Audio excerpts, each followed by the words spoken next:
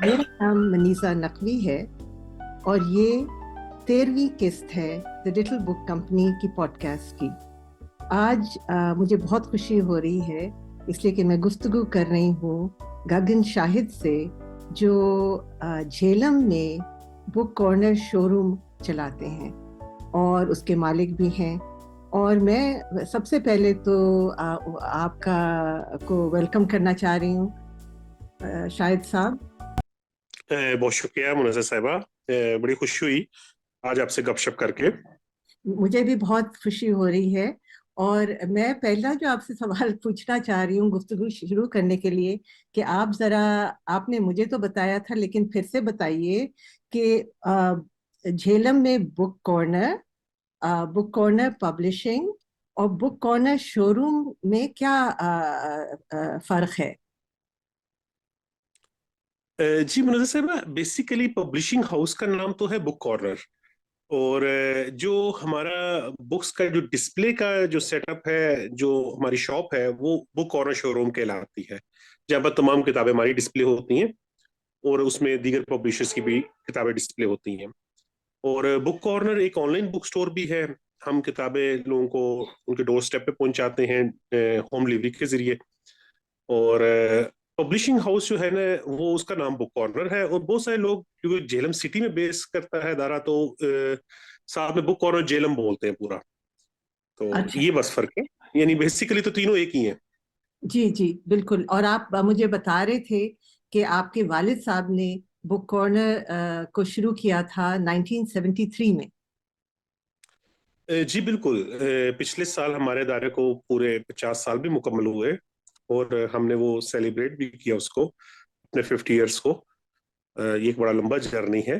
बल्कि मैं आपको इससे पहले भी थोड़ा सा बताना चाहूंगा कि मेरे वालिद साहब ने इससे पहले 3 साल एक लाइब्रेरी चलाई थी जेहलम में। यानी उन्होंने आगाज अपना लाइब्रेरी से किया था।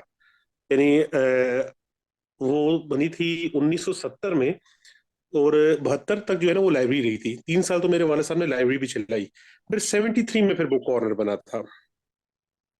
तो लाइब्रेरी कायम है अभी या वो खत्म हो गई। नहीं, वो खत्म हो गई थी, क्योंकि फिर वाले साहब ने बुक शॉप बना ली, और फिर साथ ही पब्लिशिंग का भी काम शुरू कर दिया। तो लाइब्रेरी की फिर उनको जरूरत नहीं। असल में बताने का मकसद ये था कि लाइब्रेरी क्यों बनाई, कि उन्हें पढ़ने का शौक था बुनियादी तौर पे। वो ये नहीं कि कोई प्लान करके इस कारोबार में आए थे, वो उन्हें शौक था पढ़ने का। और अपने शौक को देखते हुए ही उन्होंने सबसे पहले तो लाइब्रेरी बनाई, ताकि मैं खुद भी किताबें पढ़ूंगा और दूसरों को भी किताबें पढ़ाऊंगा।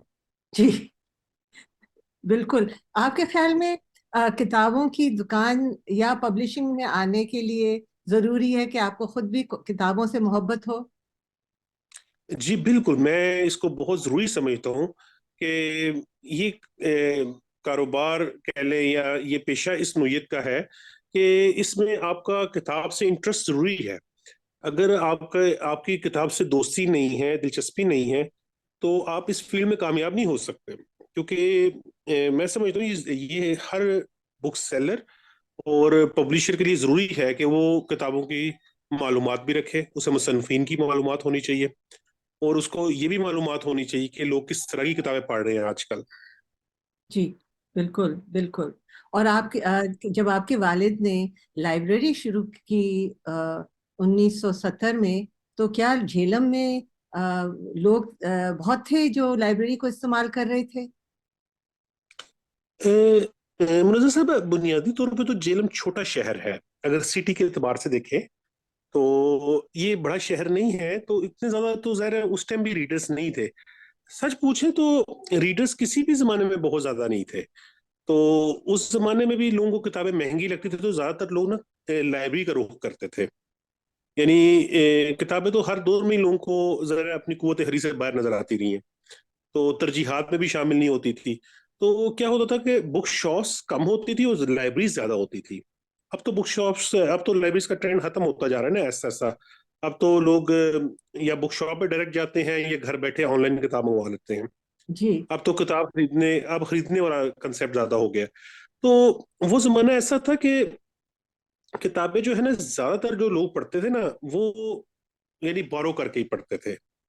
تو جی وہ لائبریریز اس زمانے میں کامیاب بھی تھی.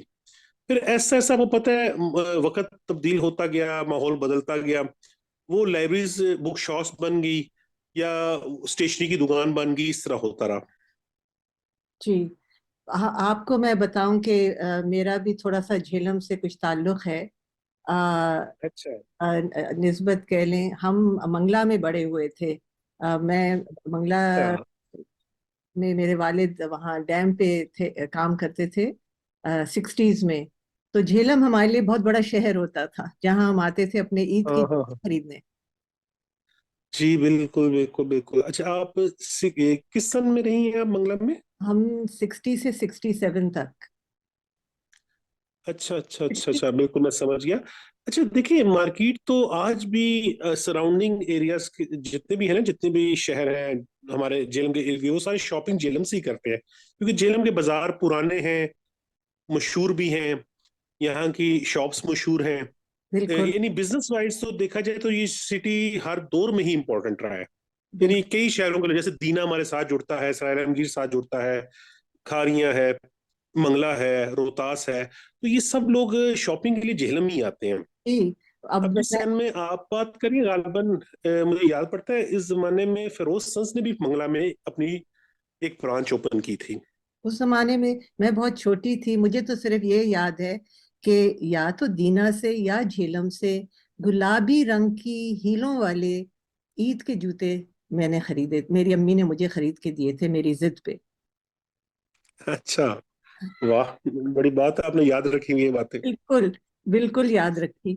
اور اب آپ ہمیں تھوڑا سا اور جھیلم کے بارے میں بتائیں. آپ کے خاندان کا تعلق جھیلم سے ہے؟ جی, میرے فادر کی پیدائش ہی جیلم سے ہے, بلکہ ہمارے فور فادرز بھی سارے مطلب سبھی جیلم سے ہی ہیں, سٹی سے ہم بلونگ کرتے ہیں. ہم، اصل میں جیلم بھی ایک بڑا ڈسٹرکٹ تو بڑا ہے, تو آپ پتہ ہے جیلم کی کافی نوٹیبل پرسنالٹیز بھی ہیں جو کسی نہ کسی دیہات سے ان کا تعلق ہے. تو ہے تو یہ ایک بڑا تاریخی اہمیت کا شہر, جی. اور تقسیم سے پہلے بھی اس ہمارے اس شہر کی بلکہ پورے ڈسٹرکٹ کی ایک بڑی اہمیت رہی ہے. تو میرے والد صاحب نے جہاں پر آنکھ کھولی اور وہیں پر پلان کیا کہ میں یہیں کچھ کروں. تو مگر لوگ بھی حیران ہوتے ہیں کہ جھیلم جیسے چھوٹے سے شہر میں اتنا بڑا پبلشنگ ہاؤس, وہ سب کے لیے ایک حیران کن ہوتا ہے. تو یہ میرے والد صاحب کا شوق تھا, پیشن تھا, انہوں نے بڑی محنت کی. آغاز تو جس طرح ہوا ہے اس ادارے کا, وہ تو ایک زبردست سٹوری ہے کہ کس طریقے سے میرے والد صاحب نے اس کو شروع کیا, بہت کم آپ کہہ لیں وسائل کے ساتھ. تو مگر آج الحمدللہ اس ادارے کا نام پاکستان سے باہر بھی لیا جاتا ہے, جی. ہندوستان میں کئی لوگ ہمیں جانتے ہیں, تو بڑی دور دور سے لوگ ہم سے رابطہ کرتے ہیں اپنی کتاب کی اشاعت کے لیے. آپ اس کی کہانی بتائیے نا تھوڑی سی. جی بالکل, کہانی کچھ یوں ہے کہ آپ کہہ لیں کہ انصاف لائبریری کے نام سے نا میرے والد صاحب نے آغاز کیا تھا لائبریری سے. یہ 70 کی بات ہے. پھر جب 3 سال انہوں نے لائبریری چلائی تو انہوں نے محسوس کیا کہ لوگ کتابیں جو ہے نا خریدنا بھی چاہتے ہیں, یعنی صرف وہ بارو نہیں کرنا چاہتے, وہ ساتھ خریدنا بھی چاہتے ہیں. پھر انہوں نے سوچا کہ اب اس کو ایک بک شاپ کی شکل دینی چاہیے. اچھا, لائبریری بالکل الگ بلڈنگ میں تھی, اور جو بک کارنر ہے وہ تو مین بازار ہمارا بڑا مشہور ہے جیلم کا مین بازار, تو اس کے کارنر پہ جو شاپ والد صاحب کو ملی تھی نا, تو اس کارنر کو دیکھتے ہوئے والد صاحب نے اس کا نام بک کارنر رکھا تھا. ہاں. بیسیکلی یہ بک کارنر نام میرٹ پہ رکھا گیا ہے, یعنی ہمارے جیلم کا جو مین بازار ہے اس کی جو سب سے مین شاپ ہے, جو کارنر کی شاپ ہے, وہ ہمارے پاس تھی. اس زمانے میں والد صاحب نے رینٹ پہ لی, تو پھر نام بھی بک کارنر ہی فائنل کیا گیا, اور الحمدللہ یہ نام آگے چل کے ایک بہت بڑا نام بن گیا. اچھا, والد صاحب نے شروع میں سٹارٹ بک سیلنگ سے کیا تھا, یعنی پھر آگے چل کے انہوں نے کتابیں شائع کرنا شروع کر دی 4-5 سال بعد بک شاپ بنانے کے. آغاز میں جو بہت شروع کا پیریڈ ہے اس میں ہم نے بچوں کی کہانیاں چھاپی, آپ کہتے چھوٹی چھوٹی کتابیں تھی, اور فکشن چھاپا اس زمانے میں آپ کہہ لیں کہ کئی جو پاپولر اس زمانے کے رائٹر تھے, جیسے کرشن چندر کی کتابیں چھاپی, واجد تبسم کی چھاپی, اسمت چوتائی کی چھاپی, اور بچوں کی ایک لمبی سیریز چھاپی, پھر لطائف کی ایک سیریز چھاپی, جو بکس بھی تقریباً والد صاحب نے کوئی 10-15 ٹائٹل چھاپے تھے. یہ بہت ارلی پیریڈ تھا اور بڑا اسٹرگلنگ پیریڈ تھا اس وقت کے حساب سے. اب اس کے بعد پھر ایسا ایسا امپروومنٹ بھی آتی رہی پبلشنگ میں, دوسرے شہروں میں بھی ہماری کتابیں جانا شروع ہوگی, اور کافی آپ کہہ لیں کہ ہمارے کلائنٹس میں بھی اضافہ ہوتا رہا. تو ماشاءاللہ یہ بڑی ایک زبردست سی سٹوری بنتی ہے, مگر یہ ہمیں اس گفتگو میں اگر میں سناتا رہا تو کافی ٹائم لگ جائے گا اس پر. میرے پاس تو وقت ہے. آپ تھوڑی سی اپنے پاس اپنی کتاب کے اگر آپ کے پاس وقت ہے تو اپنی کتابوں کی دکان کا ذرا تھوڑا سا نقشہ کھینچیں, اس زمانے کی دکان کا. ابھی بھی آپ کا کیا شو روم ادھر ہی ہے؟ اچھا ہاں, شو روم ہمارا بالکل الگ بلڈنگ میں ہے, وہ ہے اقبال ایوی روڈ پر. جیلم کا ایک بڑا فیمس روڈ ہے اقبال ایوی روڈ. اس کا نام اس وجہ سے مشہور ہے کہ یہاں پر ایک بڑی پرانی ایک لائبریری ہے اقبال لائبریری, جو تقسیم سے بھی پہلے کی ہے. تو اس کے بالکل اپوزٹ ڈائریکشن میں نا ہمارا شو روم ہے, بک کارنر شو روم. اس کے اپوزٹ تو بالکل. کافی ہاں, یعنی اس لائبریری کے بالکل ایگزیکٹ اپوزٹ, کیونکہ لائبریری فیمس ہے, جیلم کے سبھی لوگ اس لائبریری کو جانتے ہیں, کیونکہ وہ تو آئی تھنک اس لائبریری کو 100 سال ہو گئے ہیں. تو اپنا شو روم, تو پہلے تو مجھے جو آپ کے والد صاحب کا بک کارنر کی دکان ہے اس کا تھوڑا نقشہ کھینچیں, اندر سے وہ کیسی تھی, اور اب اپنے بک ہاں بک کارنر شو روم کا بھی بتائیے. جی بالکل. اچھا, جو والد صاحب کی جو شاپ جو وہ حالانکہ آج بھی ہمارے پاس ہی اور چل بھی رہی ہے, وہ مین بازار میں, وہ زیادہ بڑی بلڈنگ نہیں تھی, مطلب چھوٹی سی ایک شاپ تھی. تو اس کے بعد وہاں سے میرے والد صاحب نے آغاز کیا تھا 73 میں. پھر ہوا یہ کہ رفتہ رفتہ جب ڈیمانڈ بڑی لوگوں کسٹمرز کی, تو پھر انہوں نے اس کے ساتھ ہی 2 اور شاپس بھی پیچھے سے لے لی, یعنی 3 شاپس کو ملا کے وہ ایک شاپ بنا دی. واہ. اچھا, جو شاپ تھی نا ہماری ایسے میں کامیاب اس وجہ سے بہت زیادہ ہوئی اس وقت بھی. اس زمانے میں بھی والد صاحب نے بڑا اچھا کام کیا, اور کافی دور دور سے لوگ آتے تھے, جیسے کہ میں بتا رہا ہوں منگلا سے اور میرپور سے اور گرد و نواح کے کئی شہروں سے لوگ وہ کارنر پہ آتے تھے, کیونکہ جنرل بکس جو تھی نا وہ صرف ہمارے پاس ہوتی تھی, جو غیر نصابی ہوتی تھی. باقی بک سیلرز تھے نا چیلم کے, وہ سلیبس اور اسٹیشنری پہ فوکس کرتے تھے.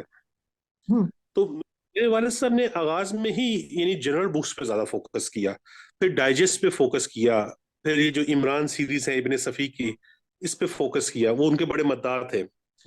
آپ 4-5 رائٹرز تو ایسے ہیں میرے والد صاحب کے جو بڑے ہی فیورٹ رہے ہیں. ابن صفی ان کا بہت پسندیدہ رائٹر تھا, اور بچپن میں بھی بتاتا تھا کہ میں سب سے زیادہ کتابیں ابن صفی کی پڑھا کرتا تھا, شفیق الرحمان کی, اور اس طرح نسیم حجازی کی.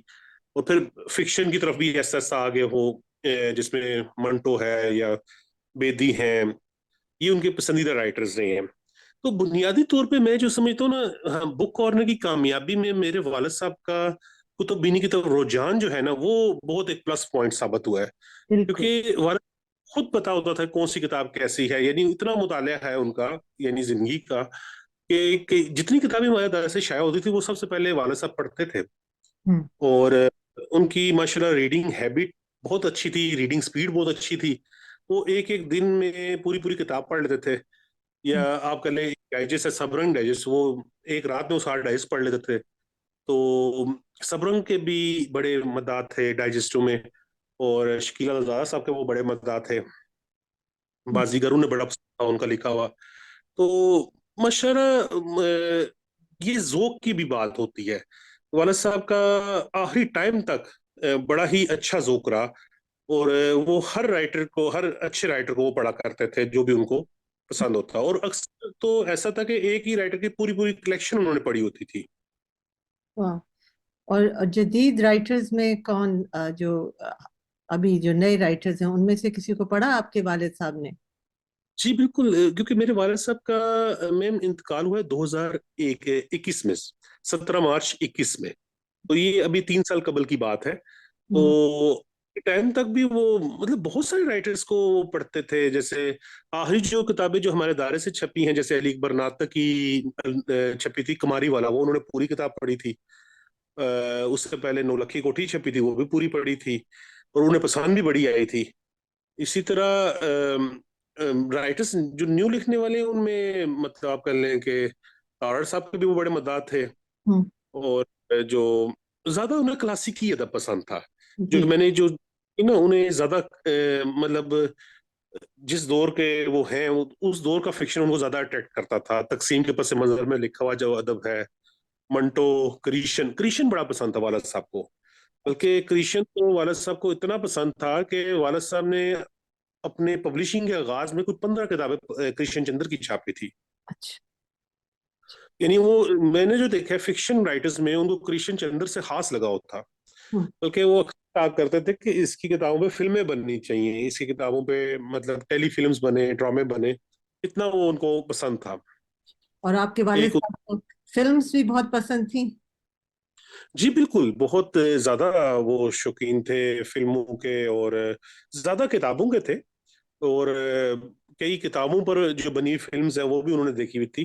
ज्यादातर उनको फिल्म्स में भी ना क्लासिकी फिल्म्स जैसे मुगले आजम हो गई, या टेन कमांडमेंट्स हो गई, द मैसेज हो गई, हम्म। और बाकी जरा आर्ट मूवी और क्लासिकल हिस्टोरी बेस्ड मूवीज, तारीख में भी उनको काफी गहरा लगाव था। आपने बताया कि आपका नाम भी रखा गया एक फिल्म के नाम उस से। जी, साहर लुधियानवी मेरे वाले साहब का पसंदीदा शायर था, और वो बहुत पसंद करते थे, तो ये मेरा जो नाम है वो उसके गीत से रखा गया था। जो नाम है ना, नीले गगन के तले, साहर का गीत है बड़ा मशहूर। जी। तो उससे उन्होंने इसको रखा। बल्कि हम दोनों भाइयों के नाम बड़े यूनिक हैं। अमर जो है वो भी संस्कृत का नाम है, यानी हिंदी का ही वर्ड है। तो अच्छा, ये दोनों नाम मेरे वालिद साहब ने, जो असल मजे की बात है वो ये कि हम दोनों की पैदाइश से पहले सोचे हुए थे कि मेरे अगर दो बेटे होंगे तो मैं ये नाम रखूंगा। अच्छा, आपके भाई का नाम अमर है? मैंने, माफ कीजिएगा, आज मैं समझी कि उनका नाम आमिर है, अमर है। वाह। तो आपके भाई जो हैं वो बुक कॉर्नर पब्लिशिंग को चलाते हैं? जी बिल्कुल, ये इस वक्त जितनी पब्लिशिंग हो रही है ये अमर ही देखते हैं, प्रिंटिंग का शोबा भी और पब्लिशिंग का शोबा भी। असल हमारे पास ना मैम दो तरह से किताबें छपती हैं। एक तो होता है ना कि हम खुद अपने इदारे से पब्लिश करें किताबें, जो जिन राइटर्स को हम अपने प्लेटफॉर्म से शाया कर रहे हैं। एक होता है कि कई लोग हमसे किताबें छपवाने के लिए भी रब्ता करते हैं। यानी लोग, इसको हम कहते हैं प्रिंट ऑन डिमांड, यानी बेसिकली लोग जो है ना अपनी फरमाइश पे किताबें हमसे छपवाते हैं। हमारा प्रिंटिंग का भी काफी काम है, तो कई किताबें क्लाइंट्स हमसे छपवाते हैं। अच्छा। तो ये sort of vanity press, print on demand भी आप करते हैं? और आप? नहीं, हमारा देखिए प्रिंट ऑन डिमांड ऐसे में एक तो वो होता है ना जो थोड़ी किताबें शाया करते हैं, 40-50 किताबें, हम वो नहीं करते। हमारी मिनिमम क्वांटिटी 500 होती है, यानी हम 500 से नीचे किताब नहीं छापते। तो बल्कि पहले तो हम हजार हजार किताबें छापते थे। आजकल क्योंकि आपको पता है ना पेपर का क्राइसिस कुछ इस आजकल की बात नहीं, बल्कि पिछले 3 साल से ये मसला चल रहा है कि जब से कोविड के बाद ना पेपर की प्राइस बड़ी तेजी से बढ़ी है। तो बल्कि बढ़ती ही चली जा रही है, यानी कहीं फुल स्टॉप भी नहीं लग रहा है इसको। तो हमने फिर हजार हजार से 500-500 किताबें शाया करने लग गए हैं। वेल, जो पेपर तो इम्पोर्टेड है ना, तो वो तो फिर प्राइस तो हमारी तमाम हमारी। किताबों में इम्पोर्ट पेपर यूज होता है, हम लोकल पेपर यूज ही नहीं करते, क्योंकि और लोकल पेपर में कई मसाइल हैं, उनकी बाइंडिंग खूबसूरत नहीं होती, प्लस उसका वजन बढ़ जाता है किताब का। हमारी किताबें तो ज्यादातर जाती भी ऑनलाइन है ना, यानी हमारी जो फरोख्त की जो बड़ी परसेंटेज है वो तो ऑनलाइन किताबें फरोख्त होती हैं, जी। या बुक फेयर्स पे फरोख्त होती हैं। हमारे बुक फेयर्स भी मुख्तलिफ शहरों में जी। मुनक्किद होते रहते हैं। जी। तो आपकी जो किताबें जो ऑनलाइन बिकती हैं, अगर आप बताएं मुझे कि ये ज्यादातर पाकिस्तान के अंदर आपकी सेल है या बाहर भी जाती हैं आपकी किताबें? मुझे साहब बाहर भी जाती हैं हमारी किताबें, तो इंडिया बहुत जाती थी जब तक ये आपस में दोनों मुल्कों का ट्रेड हो रहा था। हम जी। पोस्ट के जरिए किताबें इंडिया भी भेजते थे, बल्कि वहां से मंगवाते भी थे। कई राइटर्स इंडिया के हमसे बरह रास्त किताबें मंगवाते थे, बड़े बड़े नाम हैं उनमें, जी। जिनको हम बरह रास्त किताबें हिंदुस्तान में भिजवाते थे। तो अब तो खैर अब पता ना हम पोस्ट नहीं कर सकते, पिछले 4-5 साल से ये इश्यूज हैं कि ना इंडिया से यहाँ आ सकती है किताब, ना पाकिस्तान से इंडिया जा सकती है। तो हम क्योंकि उर्दू रीडर वहाँ बहुत ज्यादा है, तो काफी लोग हमसे बरह रास्त किताबें मंगवाया करते थे। अभी ये है कि दीगर ममालिक में भी बहुत किताबें जा रही हैं, जैसे बरतानिया में, अमेरिका में, कनाडा में, ऑस्ट्रेलिया में, मुख्तलिफ ममालिक में किताबें जाती रहती हैं। मगर जो हायर परसेंटेज है वो पाकिस्तान की है, क्योंकि पाकिस्तान के अंदर डिलीवरी कॉस्ट कम है। جب ہم ادر دین پاکستان کوئی بھی ملک ہوگا نا تو ڈلیوری کاسٹ بڑھ جاتی ہے. جی یعنی جی کتاب کی قیمت نہیں زیادہ ہوتی اصل تو اس کی ڈلیوری کاسٹ بہت بڑھ جاتی ہے. جیسے ایک کتاب ہے تو بعض اوقات ہو سکتا ہے وہ 3,000 میں کسی ملک پہنچے یا 5,000 میں کسی ملک جائے, تو ڈلیوری کاسٹ کی وجہ سے نا پھر لوگ ذرا کم منگواتے ہیں کتابیں باہر سے.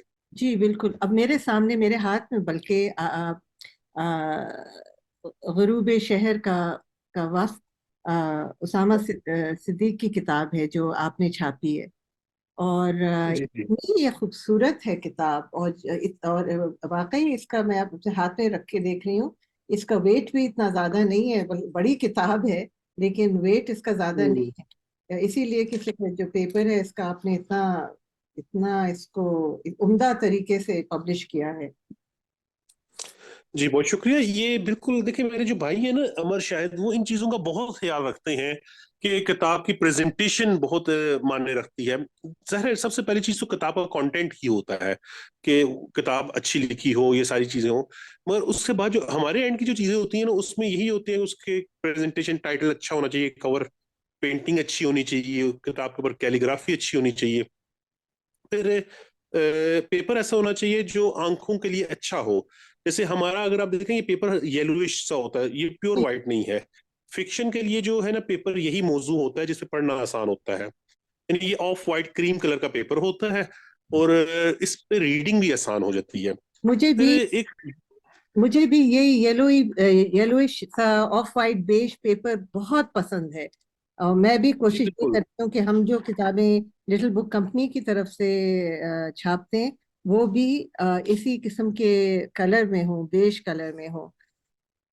جی. یہ اب دیکھیں نا یہ پیپر پاکستان, اب جو کتاب غروب شہر کا وقت والی کتاب یہ امپورٹ پیپر ہے, یہ پاکستان میں نہیں بنتا, اور یہ بعض اوقات تو اسپیشل ہمیں امپورٹ کرنا پڑتا ہے آن ڈیمانڈ.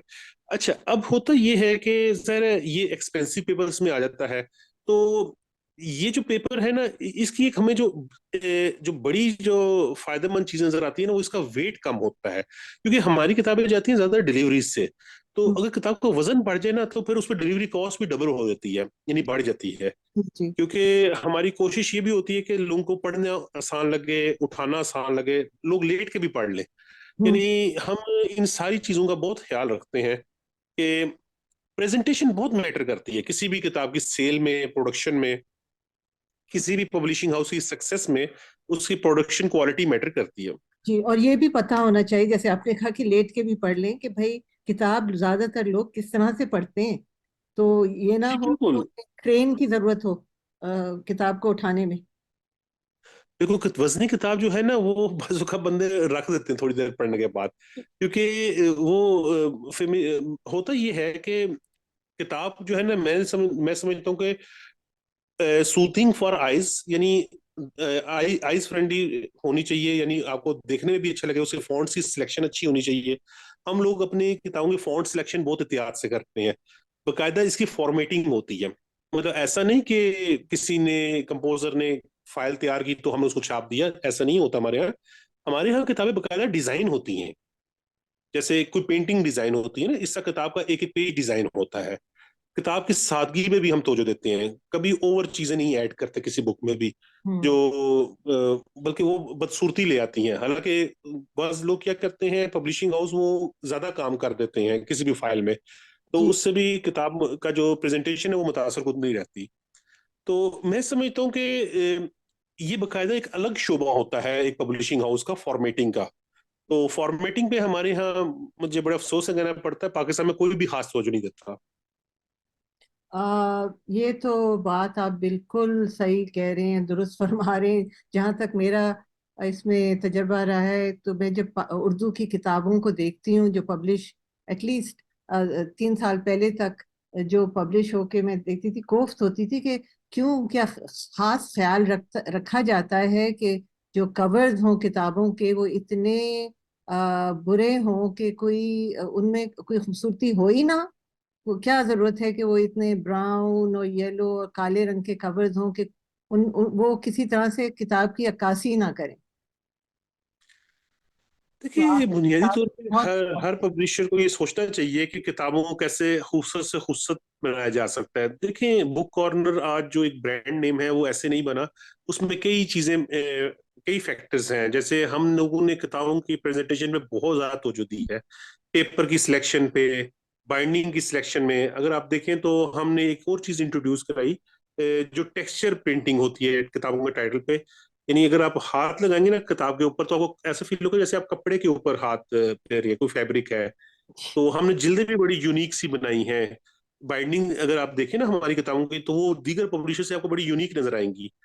तो हमारी अपना एक स्टाइल है, अपना एक काम करने का। यानी किताब, हम बुक कॉर्नर की किताब तो हाथ में उठाते हुए पता चल जाता है कि ये बुक कॉर्नर की है, किसी और अदारे की है। जी बिल्कुल बिल्कुल। और आपने उसामा सिद्दीकी फिर स्नफिंग आउट द मून का भी तो उर्दू का तर्जुमा छापा है ना? जी बिल्कुल, स्नफिंग आउट दी मून भी छापी है हमने। हमने तीनों किताबें इनकी शाया की हैं उसामा की। और माशाल्लाह देखिए, एक और बात जो उसामा की किताबों की मैं आपको बताना चाह रहा था, कि ये किताबें फरोख्त भी बहुत अच्छी हुई हैं। अभी देखिए, गुरूब शहर का वक्त अभी रिसेंटली पब्लिश हुआ है, उसका दूसरा एडिशन भी छप गया है।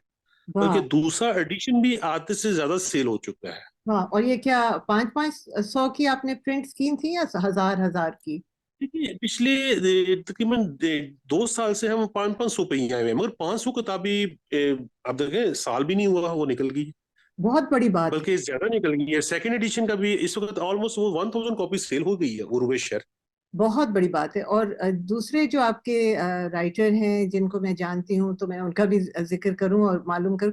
अली अकबर नातिक। दरअसल आपके बारे में मुझे पहली दफा उन्हीं से पता लगा था। नहीं, बहुत शुक्रिया, हमारे बड़े प्यारे दोस्त हैं। और देखिए, अली अकबर नातिक नो डाउट पाकिस्तान के इस वक्त नंबर 1 इस पर है इस वक्त फिक्शन में जो सेल हो रहे हैं। वो बेस्ट सेलिंग ऑथर हैं। और उनकी किताब नौलखी कोठी के तो पता नहीं कितने एडिशन शाया हो चुके हैं। हमसे पहले भी वो काफी शाया हो चुकी थी किताब। हमने तो उसको आई थिंक 2020 में शाया किया था पहली बार, 2019 या 20 में। तो हम्म। वो भी बहुत अच्छी सेल हुई किताब उनकी, नौलखी कोठी। और कमारी वाला भी, उसके भी 4 एडिशन आ चुके हैं। नौलखी कोठी के तो आई थिंक 9 एडिशन आ चुके हैं। 9 एडिशंस मतलब 500 के? नहीं नहीं, ये नौलखी कोठी हजार हजार का एडिशन पहले छपता है। ये तो अभी जाके 500 छपे हैं। शुरू में जो एडिशन छपे वो हजार हजार के छपे हैं। जबरदस्त, ये बहुत बड़ी बात है। और ये ज्यादातर पाकिस्तान ये में। जो 500 किताबें हैं ना, ये तो ये रीसेंट टाइम में हुआ ना, 1 साल हुआ है इनको 500 किताबें शाया करते हुए। उससे पहले तो किताबें हजार हजार छपती थी। बिल्कुल बिल्कुल। तो असल में देखिए, 500 किताबें क्यों छापते हैं उसका मैं वजह बताऊं क्यों। क्योंकि पेपर की प्राइस ज्यादा हो गई है। अब देखिए, सिंपल सा फॉर्मूला है, जितने में हमारी 1000 किताब तैयार होती थी ना साल पहले, अभी उतने में हमारी 500 किताब तैयार होती है। यानी अमाउंट वाइज देखा जाए तो सेम अमाउंट लगती है, हम्म, मगर पेपर की प्राइस इतनी ज्यादा हो गई है कि जितने में साल पहले 1000 किताब तैयार हो जाती थी, अब उतने में 500 किताब तैयार होती है। जी बिल्कुल। और आप बताइए कि आप ट्रांसलेशंस भी करते हैं? बहुत ज्यादा हमारा, बल्कि मजे की बात यह है कि इस वक्त प्राइम फोकस पब्लिशिंग हाउस का ट्रांसलेशंस पे ही है। बल्कि आपको शायद मालूम हो, हमारी एक सबरंग कहानियां सीरीज है जो बड़ी पॉपुलर है।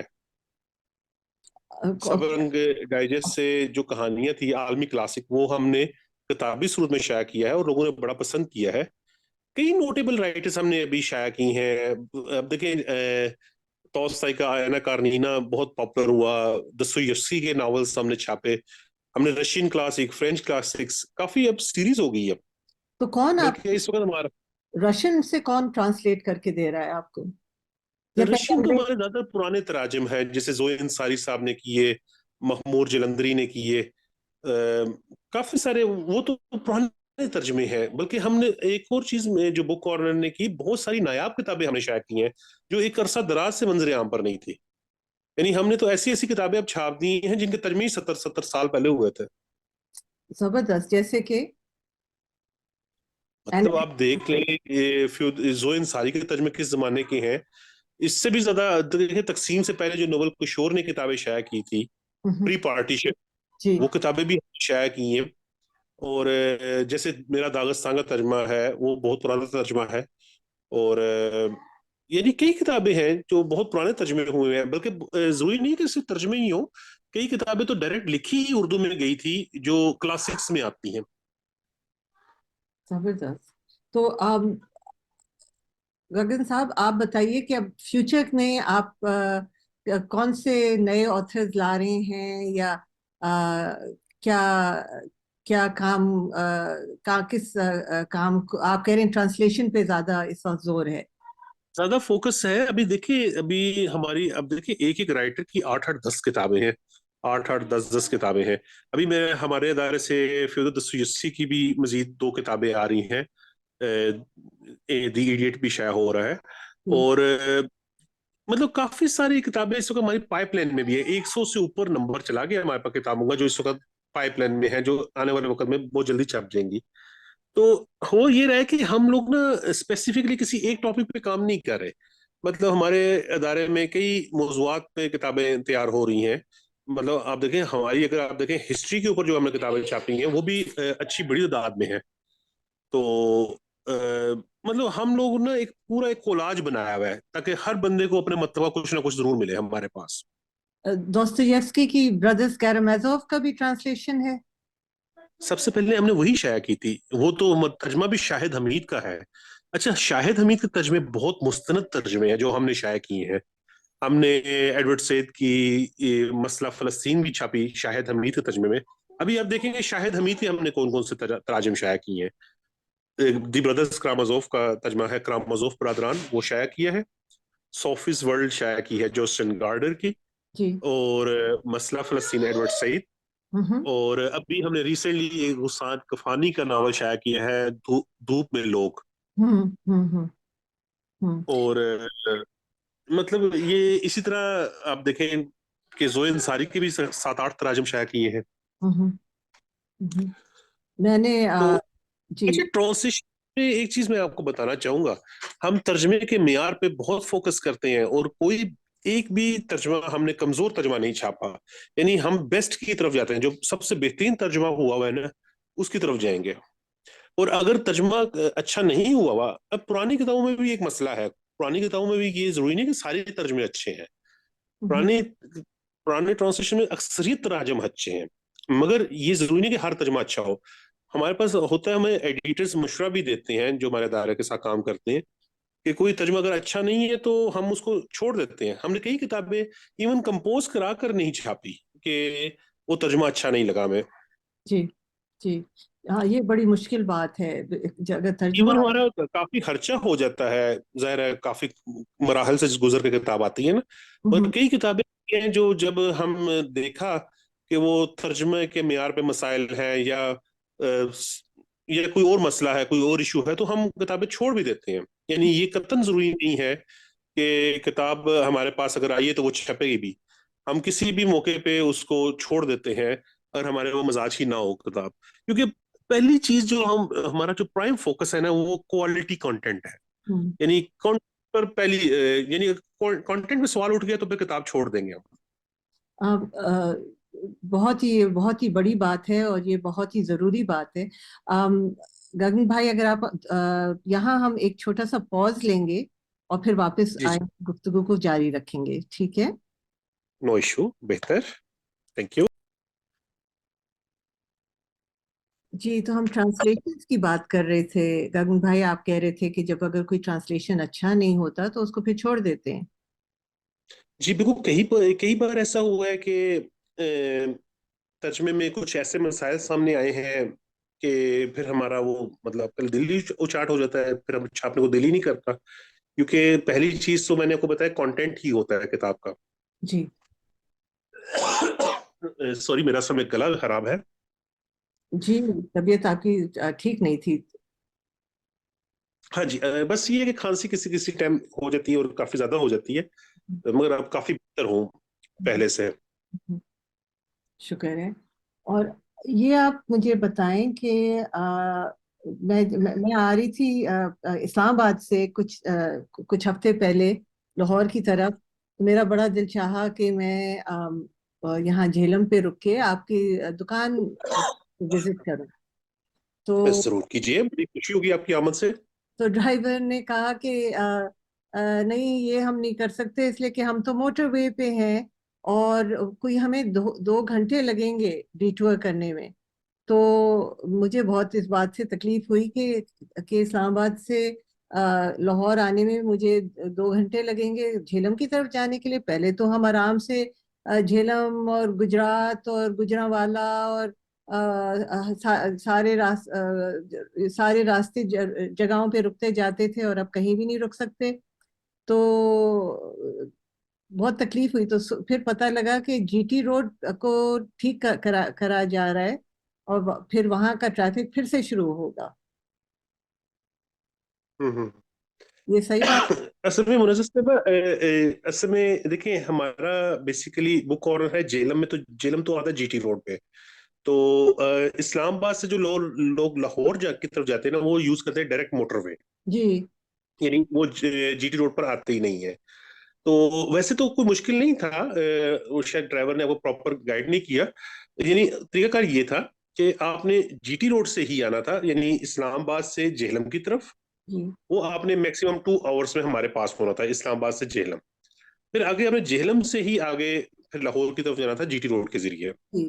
تو وہ ہوا نہیں. اس میں آپ کے وہ یہ میں ہاں وہ کہنے کی کوشش یہ کر رہی ہوں کہ موٹر وے کی وجہ سے جہلم کا ٹریفک ذرا کم ہو گیا ہوگا. تو جی بالکل موٹر وے بننے سے لوگوں کے لیے آسانی بھی بہت ہوگی ہے، ڈسٹینس کم ہو گیا نا. مطلب آپ دیکھیں کہ آپ اسلام آباد سے لاہور جو لوگ جاتے ہیں یا لاہور سے اسلام آباد جو لوگ جاتے ہیں وہ ڈائریکٹ موٹر وے کا لنک یوز کرتے ہیں، وہ جی ٹی روڈ پر آتے ہی نہیں ہے. ٹھیک جی ہے. اب جی ٹی روڈ جو ہے موٹر وے سے تو پہلے جی ٹی روڈ ہی ہوتا تھا. جی اب بیسیکلی ٹریفک ڈیوائڈ ہو گیا ہے. جی تو اب جیسے آپ نے اگر اسلام آباد اور راولپنڈی سے تو اکثر لوگ ہمارے پاس تشریف لاتے رہتے ہیں کیونکہ ڈسٹینس زیادہ نہیں ہے. جی 2 آورس میکسیمم ٹائم بتا رہا ہوں، 2 گھنٹے سے لوگ پہلے بھی پہنچ جاتے ہیں اگر ٹریفک کم ہو تو. تو وہ آپ کے لیے ایزی یہ تھا کہ آپ اسلام آباد سے سیدھا جہلم آتی اور جہلم سے پھر آگے یعنی جی ٹی روڈ کو یوز کرتے ہوئے لاہور آپ جاتی آگے. بالکل. میرا کہنے کا یہی مقصد ہے کہ اگر زیادہ لوگ اب پھر سے جی ٹی روڈ پہ آنا شروع ہو جائیں جو بہت ہی اچھی بات ہوگی میرے نزدیک، اس لیے کہ وہ ایک تاریخی روڈ ہے، گرینڈ ٹرنک روڈ ہے. تو جہلم آنا، جہلم کے راستے میں پھر آپ کی دکان پہ بھی بہت آرام سے لوگ رکیں گے، اور آپ کی دکان کا نام اب بڑھتا چلا جا رہا ہے. تو کتنی اچھی بات ہوگی کہ ایک سٹاپ جو ہو ٹورسٹ اور آنے جانے والے لوگوں کا وہ آپ کی دکان ہو کہ بھئی جہلم میں رکنا ضروری ہے. جی اپنے بہت شکریہ منازل صاحبہ. اصل میں کافی لوگ اسپیشلی بک کارنر پہ آنے کے لیے جی ٹی روڈ کا سفر کرتے ہیں. جی کئی لوگ لاہور سے اگر اسلام آباد جا رہے ہو تو وہ بک کارنر پہ آنے کی وجہ سے وہ جی ٹی روڈ یوز کرتے ہیں، ورنہ میں نے آپ کو بتایا سوٹیبل تو موٹر وے ہے. جی ظاہر موٹر وے بہتر روڈ ہے.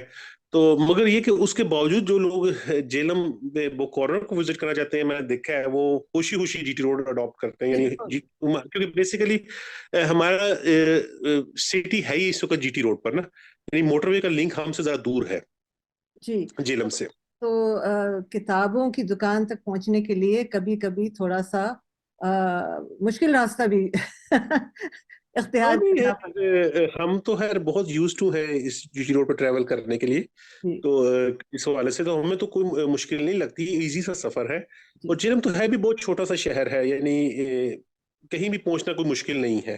ہاں یعنی یہاں پر تو سمپل سی بات ہے، کہتے ہیں جی شاندار چوک پہ پہنچنا ہوتا ہے، آگے آپ پھر جس بھی ڈیسٹینیشن میں جائے پہنچ جاتے ہیں.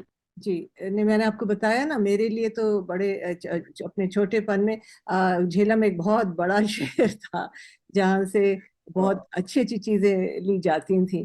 تو اور صحیح ایک بات ہے. وہ تاریخی شہر ہے، اور ہماری بالکل تاریخ کا اتنا بڑا حصہ ہے. تو جھیلم تو ایک بہت ضروری سٹاپ ہے ہر صورت میں، ہر لحاظ سے. تو اور میں آپ کو ایک مشورہ دوں، کبھی بھی جھیلم کا نام اپنے اس میں سے مت نکالیے گا. اگر آپ کی دکان اگر پیرس میں بھی بن گئی یا نیو یارک میں بھی بن گئی تو آپ اس کو بک کارنر جھیلم ہی کہیے گا. جی بہت شکریہ. اچھا اس حوالے سے میں نا ایک دو باتیں آپ سے کرنا چاہوں گا. اصل میں وہی میں نے شروع میں بات کی نا، ہمارے پبلشنگ ہاؤس کا نام تو بک کارنر ہے، جی مگر اب اس کو لوگ پکارتے کس طرح ہے میں آپ کو وہ بتا رہا ہوں. لوگ بولیں گے بک کارنر جہلم یا جہلم بک کارنر. یا جیلم بک سینٹر اس طرح بولنے لگ جاتے ہیں، حالانکہ ان کے وہ بات ہماری ہی کر رہے ہوتے ہیں، مگر وہ جیلم کا ورڈ ضرور ایڈ کرتے ہیں، یا جیلم بک کارنر کیا کہ کر دیتے ہیں، یا بک کارنر جیلم کیا کہ کر دیتے ہیں، حالانکہ ہماری کتابوں میں جسٹ بک کارنر لکھا ہوتا ہے، جی مگر لوگ اس کو بک کارنر جیلم ہی پکارتے ہیں۔ جی، اور اسی لیے میں بھی یہ کہنے کی کوشش کر رہی ہوں کہ اس کو اس لیے کہ لوگ اسی طرح سے پہچانتے ہیں، تو اس کو آپ بڑھائیے، اسی بات کو بڑھائیے، یہ تو اچھی بہت بات شکریہ۔ جی یہ ویسے چلے انشاءاللہ آپ کو کچھ بڑی اچھی خبریں ملیں گی آنے والے وقت میں۔ ہم پلان کر رہے ہیں اپنا ایک سیٹ اپ لاہور میں بھی بک کارنر کا، جی، اور انشاءاللہ اس پہ ہم ورکنگ کر رہے ہیں۔ وہ اور کارنر جیلم لاہور، ہاں بس آپ یوں سمجھ لیں، وہ کارنر جیلم ایک لاہور میں بھی بنے گا۔ ہاں یہ ہماری ضرور جیسے کوشش کریں۔ ایگزیبیشنز تو لگتی رہتی ہیں مختلف شہروں میں نا، جیسے آئی تھنک آپ کراچی ہوتی ہیں، تو کراچی میں ایکسپو سینٹر کراچی ہر سال ہماری ایک بڑی نمائش لگتی ہے کتابوں کی، دسمبر میں، کراچی انٹرنیشنل بک فیئر جو ہوتا ہے نا ایکسپو سینٹر میں، جی اس میں ہمارا کتاب کافی بڑا ڈسپلے ہوتا ہے وہاں پر۔ اسی طرح لاہور میں سب سے زیادہ جو ہمارے بک فیئرز ہوتے ہیں وہ لاہور میں ہوتے ہیں، تو لاہور ہمارے ویسے بھی ایزی ایکسیس میں ہے، یعنی آپ کہہ لیں 3-4 گھنٹے کی ڈرائیو پہ ہے بس۔ تو یہ ہے کہ لاہور والے بک فیئر سے بھی تقریباً 3-4 آتے ہیں۔ ابھی جیسے پنجاب یونیورسٹی لاہور کا جو بک فیئر ہوا ہے ابھی ریسنٹلی، یہ بڑا کامیاب بک فیئر ہوا ہے۔ جی اور اس سے جو ایکسپو سینٹر لاہور میں جو بک فیئر ہوا ہے وہ بھی بہت اچھا بک فیئر ہے، بڑی تعداد میں لوگوں نے شرکت کی۔ ان کتاب میلوں سے بھی کتابوں کو فروغ ملتا ہے، جی لوگ ایک بڑی تعداد میں آتے ہیں، کتابیں دیکھتے ہیں، پھر کتابیں تو دیکھ کے ہی پسند کی جاتی ہیں، تو جی بڑا اچھا لگتا ہے۔ ہر عمر کے لوگ وہاں آ رہے ہیں، بچے آ رہے ہیں، بڑے آ رہے ہیں، اور مطلب مجھے بڑی ایک جو چیز خوشی ہوتی ہے نا بک فیئرس پہ جا کے، کہ لوگ بڑا ٹریول کر کے آتے ہیں۔ مطلب اگر لاہور میں بک فیئر ہو رہا ہے نا، تو اس میں آپ کہہ لیں کہ پورے پنجاب سے لوگ آئے ہوئے ہیں۔ اسی طرح کراچی میں اگر بک فیئر ہو رہا ہے تو پورے سندھ سے لوگ آ رہے ہیں، تو یہ بڑا اچھا ایک ایٹماسفیئر ہوتا ہے۔ کتابوں کے فروغ کے لیے نا کتاب میلے بہت ضروری ہیں۔ بالکل آپ صحیح کہہ رہے ہیں، مجھے بھی ایکچولی حیرت ہوتی ہے کہ بک فیئرز میں کتنے لوگ آتے ہیں۔ جی بالکل، اور ابھی لوگ کہتے ہیں لوگ کتاب نہیں پڑھتے، حالانکہ آپ کبھی دیکھیں کراچی بک کا جو بک فیئر ہوتا ہے نا، وہ اس کی ایک خاص بات یہ ہے کہ فٹ فال بہت زیادہ ہوتا ہے۔ اگر آپ دیکھیں کہ صبح جب ہم جاتے ہیں تو اکثر باہر قطار لگی ہوتی ہے ہال کے اندر جانے والوں کی۔ اچھا ہاں آپ ضرور وزٹ کیجئے جب یہ ہوگا نا دسمبر میں۔ جی ہمارے پاکستان میں جو سب سے بڑا کتابوں کا ایونٹ ہوتا ہے وہ کراچی میں ہوتا ہے، اور یہ بعض اوقات 2-3 ہالز میں ہوتا ہے۔ جی، اور یہ لیکن یہ اس وقت ہوتا ہے جب میں وہاں نہیں ہوتی تو اچھا تو بک آپ کے خیال میں جو فٹ فال ہے وہ کراچی میں سب سے زیادہ ہوتا ہے یا لاہور میں؟ اصل میں نا فٹ فال اگر آپ ایک بک فیئر کی بات کریں نا تو وہ کراچی ایکسپو سینٹر میں زیادہ ہوتا ہے، جی جو میرا ایکسپیرینس ہے۔ لاہور میں یہ ہے کہ بک فیئرس اور بھی کافی آتے ہیں، جیسے مثال کے طور پہ جیسے ابھی پنجاب یونیورسٹی لاہور کا بک فیئر، وہ جی ظاہر یونیورسٹی انتظامیہ نے کرایا اپنے طور پہ، بہت اچھا بک فیئر انہوں نے آرگنائز کیا، جی یعنی میری توقعات سے زیادہ اچھا ہوا پنجاب یونیورسٹی کا بک فیئر، یعنی جتنے لوگ وہاں آئے۔ لاہور میں ایونٹس زیادہ ہوتے ہیں، ہوں، یعنی اس طرح کراچی میں ایک ہی بڑا کتاب میلہ ہوتا ہے وہی ایکسپو سینٹر کا، جبکہ لاہور میں جیسے اور بھی اپورچونیٹیز آتی رہتی ہیں، فیض میلہ ہو گیا، LLF ہو گیا، یا جامعہ پنجاب کا میلہ ہو گیا، تو اس طرح کے کافی سارے ایونٹس ان کے آتے رہتے ہیں۔ ہوں۔ اور لاہور تو کہہ لیں کتابوں کا ہی شہر ہے، اور لاہور تو یونیورسٹیز اور کالج کا شہر ہے، تو کتاب کے حوالے سے اگر بات کی جائے نا تو یہ مشہور ہے کہ کتاب سب سے زیادہ لاہور میں چھپتی ہے اور سب سے زیادہ کراچی میں فروخت ہوتی ہے، بالکل بالکل یعنی یہ اور یہ حقیقت ہے کہ یہ ہمارا بھی ایکسپیرینس ہے کہ ہماری بھی کتابوں کی ایک بڑی پرسنٹیج کراچی میں فروخت ہوتی ہے اور لاہور میں فروخت ہوتی ہے۔ ہوں ہمارے پاس مین جو سٹیز ہیں پاکستان کی وہ تو یہی دو ہیں جی کتاب فروخت کرنے کے لیے، اور نو ڈاؤٹ یہاں ریڈرز بھی بہت ہیں، یعنی پڑھنے والے بھی بہت ہیں، کتاب خریدنے والے بھی بہت ہیں۔ جی بندہ اگر اچھے طریقے سے کام کر رہا ہو نا، یعنی ایک اچھی اسٹریٹجی کے ساتھ کام کر رہا ہو، تو یہ دو شہر یعنی अच्छी बड़ी आबादी के शहर है, اور اگر یہاں پر لوگوں کی ضرورت کے مطابق کتابیں لوگ پوری کریں تو کتابیں کافی فروخت ہو سکتی ہیں ان دونوں شہروں میں. جی بالکل. ایکچولی میرا خیال ہے کہ حیدرآباد، خیرپور، میرپور خاص، یہاں بھی کتابیں پڑھنے کا رجحان بہت ہے. تو یہاں بھی بالکل ان شہروں کے لوگ اکثر کراچی آگے خریداری کرتے ہیں. بالکل بالکل. کیونکہ اصل میں مسئلہ پتہ کہ منظر صاحب ہمارے یہاں نا پاکستان میں اچھی بک شاپس کی کمی ہے. بہت کمی ٹھیک ہے، ہے، یہی تو پرابلم اس ہے سب سے پبلشر ہی بک سیلر بن گئے ہیں. یعنی بڑا. آپ دیکھ لیں کہ جتنے پبلشر وہ خود ہی بک سیلرز بن گئے ہیں. جی حالانکہ یہ دو الگ فیلڈ ہوتی ہیں. پبلشنگ ایک الگ شعبہ ہوتا ہے، بک سیلنگ ایک الگ شعبہ ہوتا ہے. ظاہر ہے پوری دنیا میں جس سے پبلشنگ ہوتی ہے اس سے تو پاکستان میں نہیں ہوتی نا. پاکستان میں بالکل ہر چیز مختلف طریقے سے ہوتی ہے ہمارے ملک میں. اگر آپ دیکھیں باہر کے ممالک میں، جیسے کوئی بھی بڑا پبلشر لے لیں، آپ پینگوین کو لے لیں یا ہارپر کو لے لیں، وہ کیا کرتے ہیں؟ وہ صرف کتابوں کی اشاعت کرتے ہیں، وہ صرف کتابیں چھاپتے ہیں، ہوں آگے اپنے ڈسٹریبیوٹرز یا ایجنٹس کو دے دیتے ہیں. ہوں یعنی وہاں پر یا تو ڈسٹریبیوٹرز ہوتے ہیں یا ان کے ایجنٹس ہوتے ہیں. کتاب کو فروخت کرنا ان کے ڈسٹریبیوٹرز یا ان کے ایجنٹس کی ذمہ داری ہے، ہوں ان کا کام صرف چھاپنا ہوتا ہے. اب پاکستان میں کیا ہے، کیونکہ مارکیٹ چھوٹی ہے، یعنی بک شاپس کی اچھی بک شاپس کی کمی ہے، تو پھر کیا ہوتا ہے کہ ہمیں as a publisher he book seller بھی بننا پڑتا ہے. یعنی کتابیں چھاپ بھی رہی ہیں اور کتابیں فروخت بھی کر رہے ہیں. یعنی دونوں کام ہم نہیں کریں. ہوں یعنی ہمیں ایجنٹس یا ڈسٹریبیوٹرز کا سہارا نہیں مل رہا. اور بک سیلرز تو اتنے زیادہ اب ہے بھی نہیں نا ہمارے ملک میں کہ مطلب آپ کہہ لیں کہ ان پہ انحصار کیا جائے، کیونکہ اچھے بک سیلرز کی تعداد میں بھی دن بدن کمی آتی جا رہی ہے. بالکل بالکل. ایک کتابوں کی دکان کو چلانا اور اس کو رکھنا بہت مشکل کام ہے، بہت ہی زیادہ. بالکل. مطلب کہ کوئی آپ ایک چیز نوٹ کریں گے، یہ تو کتابوں کی جو جنرل بکس کی کتابوں سے مراد میری نا جنرل بکس ہیں، یعنی جو غیر نصابی کتابیں ہیں. ہمارے یہاں نا بہت سارے بک شاپس وہ بھی ہوتی ہیں نا جن میں سلیبس اسٹیشنری ہوتا ہے. یعنی میجورٹی شاپس وہی ہوتی ہیں جہاں پر اسکول بیگز بھی ہیں، اسٹیشنری بھی ہے اور سلیبس بھی ہے. اچھا میں خالصتاً جنرل بکس کی بات کروں جو غیر نصابی کتابوں کی جو شاپس ہیں. اول تو یہ چھوٹے شہروں میں ہوتی نہیں ہے، یعنی یہ بڑے شہروں میں ہی ہوتی ہے، جیسے لاہور ہے، کراچی ہے، اسلام آباد ہے، راول پنڈی ہے، ملتان ہے، ٹھیک ہے، یا حیدرآباد ہے. ان بڑے یعنی نوٹیبل جو سٹیز ہیں ان میں ہوتی ہیں. باقی چھوٹے شہروں میں تو آپ کہہ لیں کہ ہم ہی ایک مثال ہیں کہ بک کارنر یعنی جیلم جیسے شہر میں بھی ایک اتنا بڑا سیٹ اپ ہے بکس کا. لوگ بڑا اس لیے تو لوگ ٹریول کر کے آتے ہیں. اب جن شہروں میں شاپس نہیں ہوتی اچھی شاپس، تو ادھر کے لوگ بھی تو پڑھتے ہیں نا. اب وہ کیا کرتے ہیں، وہ جاتے ہیں کسی بڑے شہر کتابوں کی خریداری کے لیے. ٹھیک ہے، ہوتا ہی ہے یا تو وہ آن لائن منگواتے ہیں، یا وہ بک فیئرس میں جاتے ہیں، یا وہ کسی بڑے شہر کا رخ کرتے ہیں تاکہ کتابیں جا کے وہ خریدیں، پسند کریں. اب لاہور ہے، وہاں پر آپ کو پتہ ہے کتابیں کئی طریقوں سے سیل ہوتی ہیں. پبلشنگ ہاؤس ہیں، انہوں نے اپنے ادارے بنائے ہوئے ہیں، پلس آپ کہہ لیں بک سیلرز کے ذریعے سیل ہو رہی ہیں. لاہور میں تو سیکنڈ ہینڈ بکس کا بھی ایک ٹھیک ٹھاک کام ہے. کراچی اور لاہور میں نا فٹ پاتھوں میں بھی کتابیں ٹھیک ٹھاک تعداد میں فروخت ہوتی ہیں. اولڈ بکس کا بڑا کنسپٹ ہے، جی کیونکہ جب یہ کتابوں کی قیمتیں بڑھی ہیں، اولڈ بکس کی طرف لوگوں کا رجحان زیادہ ہو گیا. بالکل بالکل. وہ تو کیونکہ دنیا بھر میں ابھی اگر آپ نیو یارک میں، اب میں نکلوں گی فٹ پاتھ پہ تو وہاں کتابوں کی 3 4 جو کیا کہنے چاہیے ریڑی والے وینڈرز کھڑے ہوں گے پرانی کتابیں بیچتے ہوئے. کتاب خریدنا مشکل کام ہے.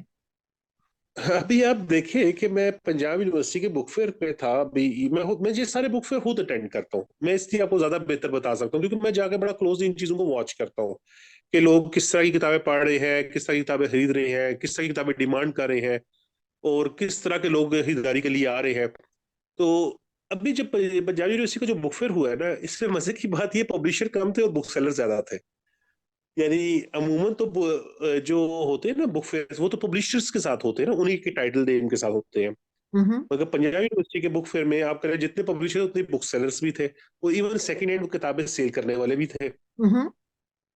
تو یعنی جبکہ ایکسپو میں وہ صرف پبلشرز ہوتے ہیں، جو ایکسپو کے بک فیئرز ہوتے ہیں اس سے کراچی میں ہو یا کیا لگا، کیا وجہ تھی؟ میرے نزدیک جو آپ بات کہہ رہے ہیں اس کا یہ وجہ ہے کہ بک سیلرز جو ہیں ان کے لیے بھی اس وقت مشکل ہو رہی ہے لوگوں کو اٹریکٹ کرنے کے لیے، تو انہیں بھی بک فیئر میں جانا ضروری ہے۔ دیکھیے جس معاشرے میں ہم رہتے ہیں نا، منظر صاحبہ، آپ کو پتا ہے کتاب کو کتنے لوگ اہمیت دیتے ہیں؟ بیسک بنیادی طور پہ نا، اکثریت کی میں بات کر رہا ہوں، اکثریت کی بات کرتے میں یوں کہوں گا کہ کتاب ہماری ترجیحات میں ہی نہیں ہے، ٹھیک ہے؟ بہت کم لوگ کتابیں پڑھتے ہیں، ٹھیک ہے، اور اس سے بھی کم لوگ کتابیں خریدتے ہیں۔ یعنی ایک چیز نوٹ کیجیے گا کہ کتابیں خریدنے سوری پڑھتے بھلے زیادہ ہوں مگر خریدتے اس سے کم پرسنٹیج ہے۔ تو ہم تو بک سیلرز اور پبلشر تو کتاب کو سیل کے پوائنٹ آف ویو سے دیکھ رہے ہوتے ہیں۔ ہوں تو بنیادی طور پہ ہوتا یہ کہ ہم لوگوں کو پھر ہر اپرچونٹی کو اویل کرنا پڑتا ہے۔ جیسے کتاب میں ہمارے لیے ایک اپرچونٹی ہوتے ہیں، بک سیلرز ہیں ان کو اویل کرنا ہوتا ہے ہوں کہ ان کو بھی دی جاتی ہیں، چلیں آپ سیل کریں ان کتابوں کو۔ تو کتاب کو فروخت کرنا نا ہمارے ملک میں ایک مشکل کام تصور کیا جاتا ہے۔ ہوں اس کو میں مجھے نا وہ بات آ گئی یاد، حکیم محمد سعید صاحب کی نا، جو ہمدرد کے تھے، جو نونحال بھی نکالتے تھے، اور بڑا ادارہ ہے ہمدرد۔ تو اس کے انہوں نے ایک بڑی خوبصورت بات کی تھی، انہوں نے کہا تھا یہ ہمارا قومی المیہ ہے کہ ہم سب سے کم وقت اور سب سے کم دولت جس چیز پہ خرچ کرتے ہیں وہ کتاب ہے۔ یہ انہوں نے ایک جملے میں ساری بات کر دی ہے کہ بالکل ہم سب بھی کتاب کو دیتے ہیں، ہم سب سے کم دولت بھی کتاب پہ خرچ کرتے ہیں۔ یعنی جو سب سے کم کی طرف جو اگر بات کی جائے نا تو وہ کتاب ہی آتی ہے، کہ ہم تو سب سے کم وقت بھی کتاب کو دیتے ہیں۔ تو اسی لیے تو ہم پیچھے ہیں، آپ دیکھ لیں ہم کتنا پیچھے رہیں گے دنیا سے، ہمارا کتاب سے اس وقت تعلق جڑا ہی نہیں۔ اگر آپ دیکھیں نا ویسٹ میں، دیکھیں ہم لوگ بہانہ کیا بناتے ہیں کتاب نہ پڑھنے کا ہمارے پاس ٹائم نہیں ہوتا۔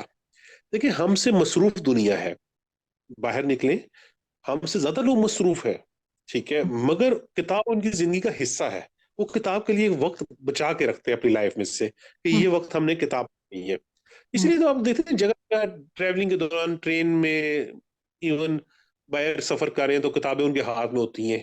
وہ ہوں کتاب کلچر ہوں ویسٹ میں اگر آپ مطلب آپ دیکھیں کتابیں کیوں زیادہ چھپتی ہیں، وہاں چھپتی اس لیے زیادہ ہے کہ وہاں کتابیں زیادہ بکتی ہیں، سمپل سی بات ہے، ہوں مارکیٹ بڑی ہے ہوں وہاں پر۔ تو آپ کہہ لیں آتھرس کے ایسے ایسے فین ہوتے ہیں کہ ایک کتاب ہے نا، فار ایگزامپل جے کے رولنگ کی لے لیں، ہیری پوٹر کا ایک نیا کور آ گیا نا، ہوں ٹائٹل کور چینج کیا، وہ لوگ دوبارہ خرید لیتے ہیں۔ جی وہاں رائٹ فین فالوئنگ اتنی اسٹرانگ ہے، یعنی رائٹر کے ساتھ ریڈر کی جو بانڈ ہے اتنی مضبوط ہے کہ وہ کور چینج ہونے پہ دوبارہ کتاب خرید لیتے ہیں۔ پھر وہاں کتابیں تحفے تحائف میں دینے کا کلچر بہت زیادہ ہے، جو کہ ہمارے یہاں نہیں ہے۔ بالکل ہمارے ہاں وہ چیزیں تحفے کے طور پہ دی جاتی ہیں، جیسے پرفیومز، جوتے، کپڑے، یہ چیزیں تو ہم بہت دیتے ہیں، مگر ہم کتابیں نہیں دیتے تحفے میں، کیونکہ کتاب کی ہمارے نزدیک اس کا اہمیت ہی نہیں ہے، بالکل ہم دوسری آپ چیزیں چل کہ جاتے ہیں۔ اگر کوئی تحفے کے طور پہ عید پہ کتاب لے جائے یا کسی کی شادی ہو رہی ہو تو اسے کتابیں دی جائیں تو لوگ کتنا برا مانیں گے۔ یہ دیکھیں یہ المیہ ہے ہماری سوسائٹی کا، مگر باہر تو ایسا نہیں ہے۔ باہر دیکھیں آپ وہ دیکھیں کہ اسپیشل ایڈیشن بنائے جاتے ہیں جو ہارڈ باؤنڈ ہوتے ہیں اسپیشل گفٹ کے پرپز سے۔ جی جی بالکل آپ ایون آپ دیکھیں کہ کئی پبلشر نے تو خود سے ہی گفٹ باکس بنا دی ہیں، جیسے اینٹ ولیٹن کا ایک گفٹ باکس بنا دیا، یا پاولو کوئلو کا ایک گفٹ باکس بنا دیا۔ یعنی آپ دیکھیں گے پورا سیٹ اس کا ایک ڈبے کے اندر پیک ہوتا ہے آتھر کے نیم کے ساتھ، جی جی بالکل۔ تو ٹھیک ہے، کیونکہ اس کے لیے بھی آپ طریقہ چلیے ہوتا ہے کہ آئی مین ایز اے بک سیلر وہ آپ بھی اس کو اسی طرح سے ایڈورٹائز کر سکتے ہیں کہ گفٹ باکس فور عید یا ہم کر رہے ہیں اور ابھی ہم مزید کریں گے۔ دیکھیے بات وہی آ گئی، بنانے کو تو مسئلہ کوئی نہیں ہے، بنانے کو تو اس سے بہتر چیز آئیڈیاز بھی ہیں کچھ ہمارے پاس۔ اصل مسئلہ یہ ہے کہ سوسائٹی کا ہے کہ لوگوں میں اتنی ریڈنگ ہیبٹ نہیں ہے، ٹھیک ہے، لوگ سکرین پہ زیادہ وقت گزارتے ہیں، کتاب کے سامنے پیپر پہ کم وقت گزارتے ہیں، ٹھیک ہے۔ حقیقت یہ کہ لوگوں نے اپنا سکرین ٹائم اتنا زیادہ بڑھا دیا ہے کہ وہ اب کتاب کی طرف مائل ہو ہی نہیں رہے۔ یہ بالکل اس آپ لیے میں کہتا ہوں میرا بھی خیال ہے کہ میرے ساتھ بھی یہی ہو رہا ہے۔ ہاں آپ دیکھ لیں کہ ویسٹ میں اگر آپ دیکھیں تو پبلشرز جو ہے نا وہ اب 3 طریقے سے بک لانچ کر رہے ہیں. ٹھیک ہے, وہ ہارڈ بھی کر رہے ہیں, وہ سافٹ بھی کر رہے ہیں, یعنی ای بک بھی کر رہے ہیں, ساتھ آڈیو بک بھی کر رہے ہیں. جی. میرے تو اب میں تو اس نتیجے پہ پہنچی ہوں، جیسے آپ کو پتہ ہی ہوگا، لٹل بک کمپنی ای بک کمپنی ہے، کہ کتاب کو ہر طریقے سے فروخت کریں اور پبلشرز کو اور بک سیلرز کو ہر طریقے سے سپورٹ کریں. تو میرا تو پورا یہی تھا، کیا کہنا چاہیے، مقصد کہ پبلشرز اور بک سیلرز جن کو مشکل ہو رہی ہے اپنے گاہک تک پہنچنے کے لیے، ان کے لیے ایک اور ذریعہ میں نکال کے لے آؤں ای بک کا پاکستان کے لیے. تو ابھی آپ دیکھیے کہ منزہ صاحبہ کہ ای بک کی طرف بھی لوگ اتنا نہیں مائل ہو رہے, یہ بھی ایک عجیب بات ہے. بالکل یعنی بالکل آپ حیران ہوں گی کہ ابھی بھی ای فارمیٹ ہمارے ملک میں کامیاب نہیں ہو رہا. جو ٹھیک لوگ، ہے, ہمارے میں آپ کو اپنا تجربہ بتاتی ہوں کہ جو لوگ خرید رہے ہیں ای بکس ہم سے، وہ لوگ ہیں جن کے ہاتھوں میں ہارڈ کاپی نہیں آ سکتی، تو وہ ہاں بھی ہاں پڑھنا بالکل چاہتے ہیں اور وہ ہارڈ کاپی تو نہیں منگوا سکتے تو یا لا سکتے، تو وہ ای بک تو وہ بھی ٹھیک ہے. تو مقصد تو یہی ہے کہ کسی نہ کسی طریقے سے وہی کتاب سب کے پاس پہنچ جائے، چاہے وہ کسی بھی صورت میں پہنچے. لیکن جو ہاتھ میں پکڑنے کی جو بات ہے کتاب کی، کتاب اپنے آپ میں، اپنے وجود میں ایک بہت خوبصورت، ایک بہت ہی ضروری، ایک بہت ہی طاقتور چیز ہے جو ہمیشہ ہمیشہ کے لیے رہتی ہے اور رہنی چاہیے. صحیح بات ہے. اور اب دیکھیں کتاب کے ہم تو صرف کتابیں شائع نہیں کر رہے, کتابیں سیل نہیں کر رہے, ہم تو کتاب کے فروغ کے لیے بھی جدوجہد کر رہے ہیں کہ لوگ کتاب کی طرف مائل ہوں, چاہے وہ کسی بھی فارمیٹ میں پڑھیں, چاہے وہ اسے ای بک کے فارمیٹ میں پڑھیں, چاہے وہ فزیکلی کتاب ہاتھ میں لے کے پڑھیں, چاہے وہ اس کو سنیں, مطلب وہ کتاب سے جڑیں. ہم تو یہ کہتے ہیں کہ کتاب کی طرف واپس لوٹ کر آئیں.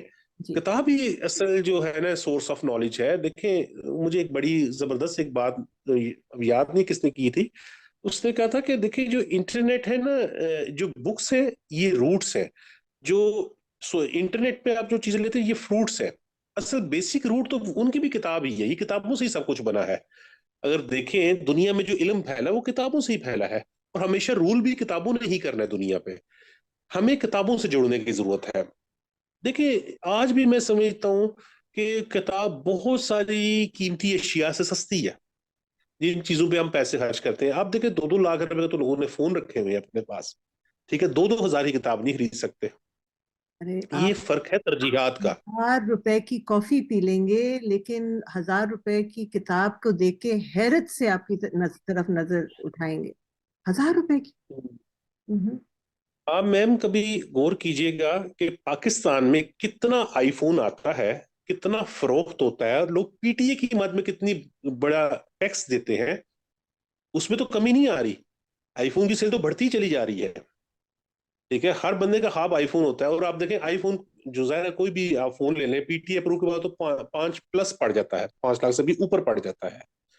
تو ترجیحات ہے لوگوں کی. میں نے دیکھا ہے کہ لوگ کتاب کی طرف نہ اس طرح آ رہے ہیں, نہ کتابوں پہ پیسے خرچ اس طرح کر رہے ہیں. اب ہوتا کیا ہے کہ ہمیں پھر اس کا بھی ہمیں یہ حل نکالنا پڑتا ہے. کتابوں میں ہم سیلز بھی بڑی بڑی لگاتے ہیں, کتابوں میں ڈسکاؤنٹ بھی بڑا بڑا دیتے ہیں تاکہ لوگ کتاب کی طرف آئیں. ٹھیک ہے, ہمارا جو مین, ہمیں اکثر لوگ کہتے ہیں جی آپ بہت بڑی بڑی سیل لگا دیتے ہیں کتاب کی, 50% ڈسکاؤنٹ.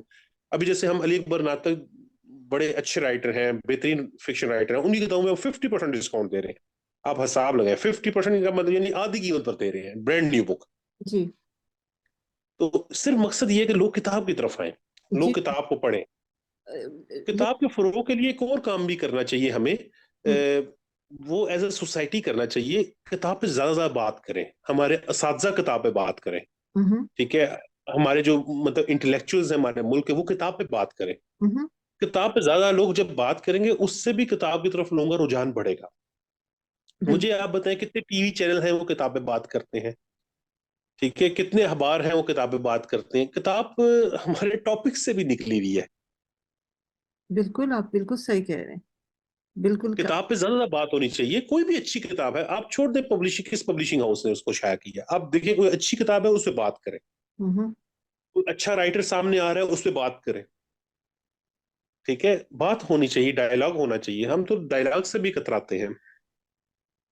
डायलॉग ही से तो कतराते हैं, डरते भी हैं। हाँ जी बिल्कुल। देखिए ये हमें, मैं समझता हूँ कि किताबों के फरोग के लिए ये चीज जरूरी है कि किताब पे बात हो। जी, और वही बात है होगी ना, अगर आप लोगों के घरों में जाएं, आपको किताबों की वो अलमारी तो नजर नहीं आएगी, आपको किताबें। बिल्कुल, आप देखें कि बुक्स, बहुत सारे लोगों ने तो मैम किताबों को भी as as a decoration piece अब यूज करना लगे पड़ गए हैं। यानी अगर आप काफी सारे जाए ना घरों में, तो किताबें सजी हुई तो आपको नजर आती हैं, मगर वो पढ़ी हुई नजर नहीं आती। बिल्कुल सही कह रहे हैं आप। यानी रीडिंग हैबिट बहुत जरूरी है। मैं देखिए बहुत सारी जगहों में ना अपने वालिद साहब की मिसाल देता हूँ, क्योंकि वो सही हकीकी तौर पे किताब से जुड़े हुए इंसान थे। वो किताबों का बहुत मुताला करते थे।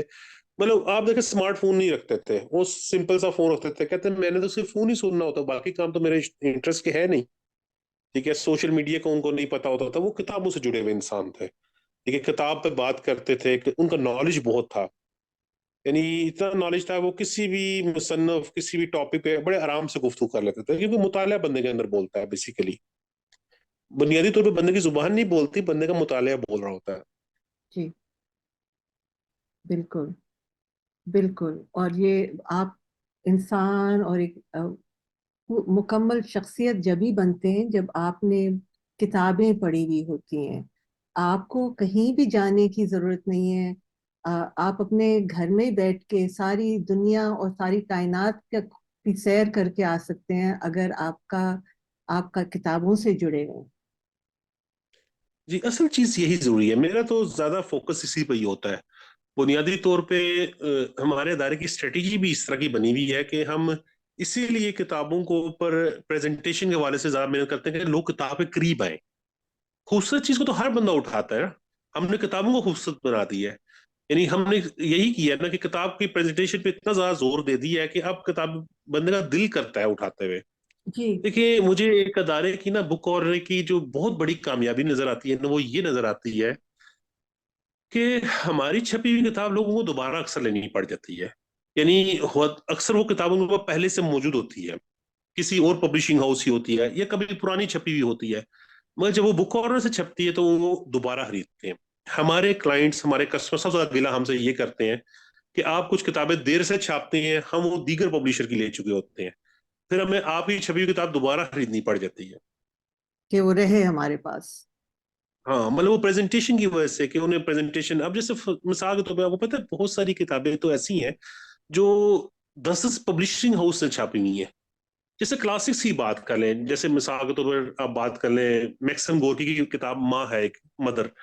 अभी कुछ दिन पहले ना हमारे पास एक दोस्त आए हुए थे बुक कॉर्नर पे, वो कहते हैं ये किताब मेरे पास घर में पड़ी है, मगर मैं आपसे दोबारा सिर्फ इसकी प्रेजेंटेशन की वजह से ले रहा हूँ। ये किताब इतनी खूबसूरत छपी हुई है कि मैं चाहूंगा ये नुस्खा भी मेरे घर में होना चाहिए।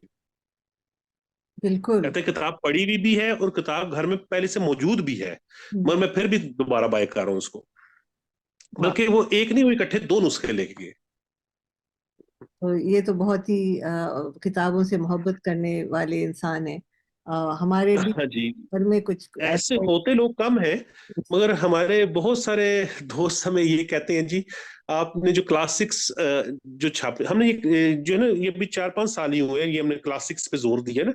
हम वर्ल्ड, हमारी एक सीरीज है वर्ल्ड वाइड क्लासिक्स, हम दुनिया भर का बेहतरीन अदब उर्दू में छाप रहे हैं। उसमें बहुत सारी जुबानों की लिखा रही हैं, जैसे फ्रेंच है, इटालियन इटालियन है, रशियन है, ज्यादा तो रशियन है। हम्म। तो असल हमारा फोकस है कि लोगों को अच्छा अदब पढ़ने को मिले, अच्छे तर्जमे पढ़ने को मिले, हम्म। और मियारी अशात के साथ मिले। जबरदस्त, इसलिए कि और एक और बात मैं रशियन लिटरेचर के लिए कहती चलूँ कि उसकी ट्रांसलेशन इतना ज़रूरी है, और आप जो छाप रहे हैं इतनी बड़ी बात है, इसलिए कि उनका जो जो क्लासिक्स हैं वो उस जमाने की अक्कासी करते हैं जो अभी हमारा ही कल्चर है, हमारे यहाँ पाकिस्तान में जो हमारा जो निज़ाम है, जो हमारे जो आप कह लें जो हमारे जो मसाइल हैं, وہ رشین کلاسکس میں اس کی عکاسی بہت اچھی طرح سے ہوتی ہے. جس طرح سے کہ بردرز کارامازوف ہے، اس کا ٹرانسلیشن پڑھ کے لوگ پاکستان میں یہی سمجھیں گے بھائی یہ تو ہمارے جاگیرداروں کی کہانی ہے. بالکل. دیکھیں حقیقت سے قریب ہے، زندگی آموز تحریریں ہیں ان کی. رشین میں اکثر کہتا ہوں کہ دنیا میں جو سب سے بہترین ادب تحلیق کی ہے نا وہ روسی ادیبوں نے کیا ہے. آپ دیکھیں دنیا کے تمام ٹاپ 10 ادیب اٹھائے، آپ کو زیادہ رشین نظر آئیں گے. بالکل رشیا نے بہت بڑے بڑے، یعنی اب بڑا بڑا لفظ بھی چھوٹا، یہ تو جائنٹس ہیں. یعنی ایک رائٹر ایک جائنٹ ہے. بالکل مطلب آپ دستویفسکی کو دیکھ لیں، ٹولستائی کو دیکھ لیں، میکسم گورکی کو دیکھ لیں، مطلب لے لیں. آپ شمار کرنا شروع کریں، اتنے نام ہیں وہ ختم ہی نہیں ہوتی، لسٹ ہی بڑی لمبی ہے. بالکل یعنی دنیا کے جو بڑے بڑے ادیب ہیں. اچھا مزے کی بات یہ ہے کہ یہ زیادہ فروغ تو انگریزی میں ہوئے ہیں. ایک ایک کتاب کے بعض اوقات 5 5 6 6 ترجمے انگریزی میں ہوئے ہیں. جی. یعنی اور بہت انگریزوں نے بھی بڑے شوق سے کیے ہیں ترجمے ان کے. شوق سے کیے ہیں، لیکن بہت ساروں نے بہت غلط سلط کیے ہیں. جیسے کہ ابھی نیا آیا ہے ٹرانسلیشن بردرز کارامازوف کا، دوستویفسکی بردرز کارامازوف کا نیا ٹرانسلیشن آیا ہے جو مائیکل کیٹس نے کیا ہے. اور اس نے یہ سمجھایا ہے کہ اس سے پہلے جو ترجمے تھے انہوں نے کیا کیا غلطیاں کی ہیں. اور انہوں نے جو سب سے بڑا ترجمہ سمجھا جاتا تھا وہ دراصل بہت ہی برا تھا، اس لیے کہ وہ ایک انگریز کی نظر سے روس کے معاشرے کو دیکھ رہا تھا. ایک انگریز برطانیہ کے معاشرے کو لے کے اس نظر سے روسی معاشرے کو دیکھ رہا تھا. تو بہت سی غلطیاں تھیں اس کے ترجمے میں. تو یہ بھی ایک بہت ہی ایک تکلیف دہ چیز ہے کہ، لیکن یہ ہر جگہ ہوتا ہے کہ جو ترجمے ہوتے ہیں وہ شاید انہیں بہت ہی گہری نظر کی ضرورت ہوتی ہے، بہت گہری نظر کی. دیکھیں میں آپ کو ایک بڑے اس میں دلچسپ بات بتاؤں کہ یہ اعزاز ویسے اردو کو حاصل ہے کہ دی بردرز کارامازوف کا سب سے اچھا جو ترجمہ ہوا ہے نا دستویفسکی کا، وہ شاہد حمید نے کیا ہے جو اردو میں شائع ہوا ہے. اب اس کی ترجمے کی 2 3 خصوصیات ہیں، میں آپ کو بتاتا ہوں. کیونکہ شاہد حمید جو ٹرانسلیٹر ہیں یہ بھی بڑے پرانے مترجم ہیں، اور یہ جلندھر کے تھے بیسیکلی، یہ مائگریٹ کر کے پاکستان آئے تھے. تو انہوں نے جو ترجمہ کیا نا، انہوں نے باقاعدہ روسی زبان سیکھی، پھر اس کی لغت کو سامنے رکھا، پھر جو مقامات جن مقامات کا تذکرہ ہے اس کو فوٹ نوٹ میں حاشیے میں بھی اس کی وضاحت کی.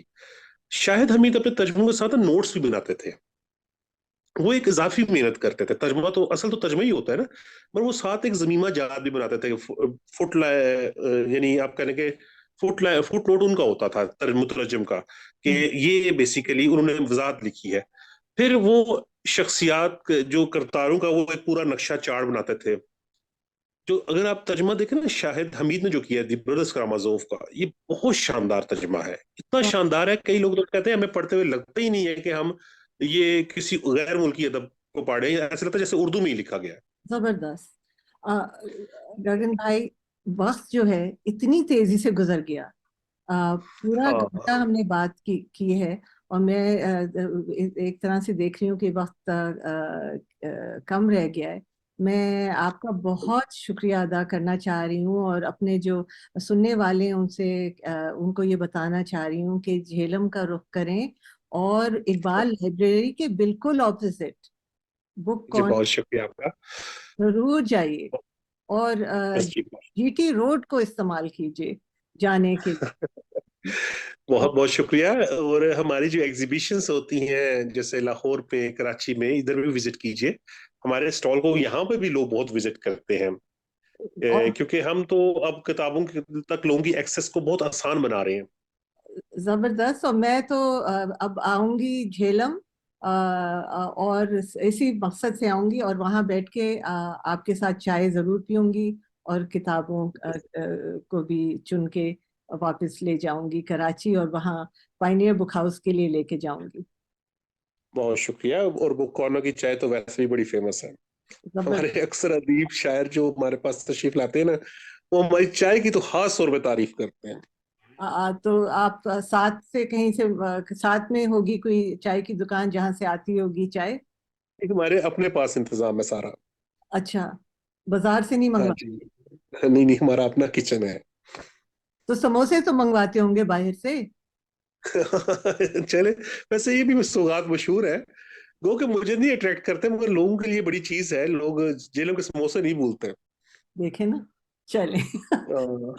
یہ اصل میں ایک ہسٹری ہے پوری. جب آپ تشریف لیں گے تو میں آپ کو بتاؤں گا کہ جیلم کی جو سموسوں کی جو شاپس رہی ہیں نا وہ ماضی میں بہت فیمس تھی. یعنی کتابوں میں ان کا ذکر ہے. رضا علی حدی نے بڑے بڑے لکھاریوں نے ذکر کیا ہوا ہے اپنی کتابوں میں. تو دیکھ لیں پھر، مجھے بھی سموسے یاد آئے. نہیں ضرور ضرور آپ تشریف لائیں. آپ کو بڑا اچھا لگے گا وزٹ کر کے کیونکہ ایک ہی چھت تلے اتنی ورائٹی بہت کم جگہوں پر دیکھنے کو ملتی ہے. زبردست. بہت بہت آپ کا شکریہ. بہت شکریہ. سلامت رہیے. خدا حافظ. خدا حافظ. Thank you very much.